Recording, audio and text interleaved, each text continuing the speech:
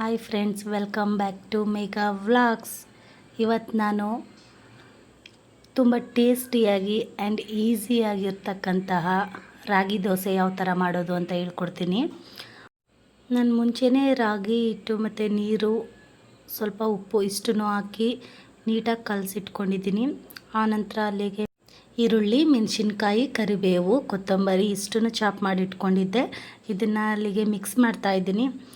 ನೋಡ್ತಾ ಇರ್ಬೋದು ಎಷ್ಟು ಚೆನ್ನಾಗಾಗಿದೆ ಅಂತ. ಈ ಥರ ದೋಸೆ ಮಾಡ್ಕೊಂಡು ತಿಂದರೆ ಹೆಲ್ತ್ಗೂ ತುಂಬ ಒಳ್ಳೆಯದಾಗುತ್ತೆ. ಆ್ಯಂಡ್ ಇದು ರಾಗಿ ದೋಸೆ ವೆಯ್ಟ್ ಲಾಸ್ಗೆ ತುಂಬಾ ಯೂಸ್ ಆಗುತ್ತೆ. ತವಾ ಕಾಯ್ದಿದೆ.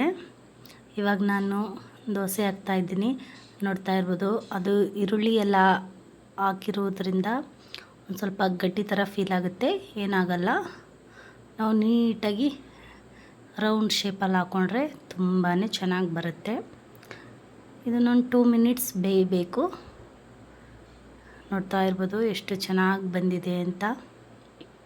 ಇದಕ್ಕೆ ಕ್ಯಾರೆಟ್ ಹಾಕಿದ್ರೂ ಇನ್ನೂ ಚೆನ್ನಾಗಿರುತ್ತೆ. ಬಟ್ ನಾನು ಕ್ಯಾರೆಟ್ ಹಾಕಿಲ್ಲ, ಯಾಕೆಂದರೆ ಅದು ಸ್ವೀಟ್ ಕೊಡುತ್ತೆ ಕ್ಯಾರೆಟು. ಸೊ ನನಗೆ ಸ್ವೀಟ್ ಇಷ್ಟ ಆಗಲ್ಲ, ಅದರಿಂದ ಖಾರವಾಗಿರಲಿ ಅಂತ ನಾನು ಅಲ್ಲಿಗೆ ಈರುಳ್ಳಿ, ಮೆಣಸಿನ್ಕಾಯಿ ಹಾಕಿದ್ದೀನಿ. ನೋಡ್ತಾ ಇರ್ಬೋದು ಯಾವ ಥರ ಆಗಿದೆ ಅಂತ. ವೆಯ್ಟ್ ಲಾಸ್ಗಂತೂ ಇದು ತುಂಬಾ ಹೆಲ್ಪ್ ಆಗುತ್ತೆ. ರಾಗಿ ದೋಸೆ ತುಂಬಾ ಚೆನ್ನಾಗಿರುತ್ತೆ ಆ್ಯಂಡ್ ಹೆಲ್ತಿಯಾಗಿರುತ್ತೆ. ನೋಡ್ತಾ ಇರ್ಬೋದು ಯಾವ ಥರ ಬಂದಿದೆ ಅಂತ. ವಾವ್, ತುಂಬಾ ಚೆನ್ನಾಗಿ ಬಂದಿದೆ, ಸೂಪರಾಗಿದೆ.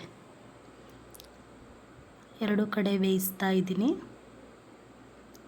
ನೋಡ್ಬೋದು ಎಷ್ಟು ಚೆನ್ನಾಗಾಗಿದೆ. ಮೆಣಸಿನ್ಕಾಯಿ, ಕರಿಬೇವು, ಕೊತ್ತಂಬರಿ ಇದನ್ನೆಲ್ಲ ಹಾಕಿರೋದ್ರಿಂದ ತುಂಬಾ ಟೇಸ್ಟಿಯಾಗಿರುತ್ತೆ ಆ್ಯಂಡ್ ತುಂಬಾ ಈಸಿ.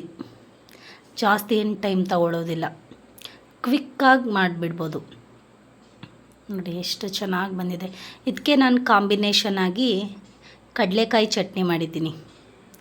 ನೋಡ್ತಾ ಇರ್ಬೋದು ಎಷ್ಟು ಚೆನ್ನಾಗಿ ಬಂದಿದೆ ಅಂತ. ಕಡಲೆಕಾಯಿ ಚಟ್ನಿ ಆ್ಯಂಡ್ ರಾಗಿ ದೋಸೆ ಕಾಂಬಿನೇಷನ್ ಸಖತ್ತಾಗಿರುತ್ತೆ ಫ್ರೆಂಡ್ಸ್. ಟೇಸ್ಟ್ ಮಾಡಿ ನೋಡ್ತೀನಿ ಯಾವ ಥರ ಬಂದಿದೆ ಅಂತ.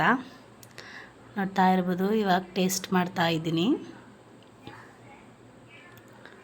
ವಾವ್, ತುಂಬಾ ಚೆನ್ನಾಗಿ ಬಂದಿದೆ.